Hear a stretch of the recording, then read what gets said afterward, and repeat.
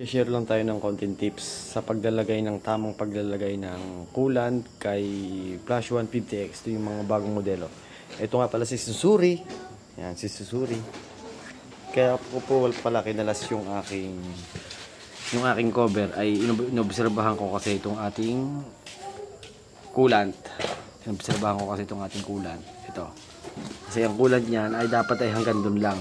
Yun, may marking yan. Yung dati niya, may marking pala yung sa planta hanggang dito. Pag malamig, pag uminit yan, naabot doon. Naabot doon. Pero pagka kaya hindi yan pinupuno. Hindi ito dapat pinupuno. Ang laman nito ay dapat ay pagka malamig na, nandito lang sa pool. Pero akala ko nga dati akala ko dati nagbabawas kasi noon akala ko nagbabawas. Yun pala, taas baba lang pala ito dito. Pag mainit ang makina, pupuno dito, masasagad. Kaya hindi dapat pupunuin po natin ang ating mga ganito. Kasi iba ang pressure ng cold at saka high pressure. Cold at saka hot pressure. May mga pressure 'yon. Kaya sasabihin tumataas o bumababa ito.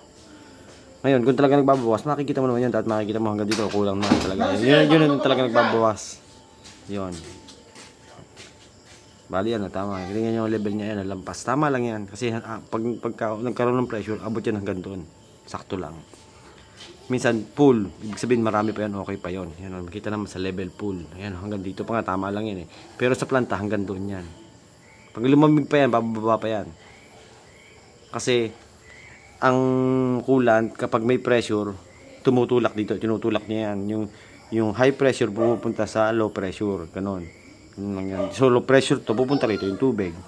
Pagka lumamig na, bababa na ulit siya sa makina kasi low pressure na yon. Okay na, hanggang sa maging balance na siya, babalik ulit siya doon sa full level. Huwag na po kayo magtaka. Ako may taga-milik talaga kasi nag-ayos ako nung kasi ito ay yung isa doon, may leak ako, naglagay ako ng banjo bolt doon sa aking isang sensor. May mga sensor kasi itong aking ginawang itong aking itong aking Susuri. Yan, mga sensor po kasi yan. Tips lang ha. Bali, ibabalik ko na ulit ang pairings nito kasi okay na. Wala na siyang leak, hindi na siya nagbabawas. Ito pala kasi masyadong maliit yung reserve one ng ating kaunting tagas lang diyan, kaunting leak lang diyan. Makikita mo na agad dito na nagbabawas siya kasi kaunti lang ang volume nito eh.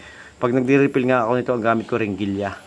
Ringgilya ng baboy 150 ml, pero konting-konti lang kasi konting bawas lang dito makikita mo agad dito kasi maliit ito, hindi gaya ng iba ang laki, matagal mo makita kung nagbabawas o hindi, kaya kinalas ko muna. Ayan,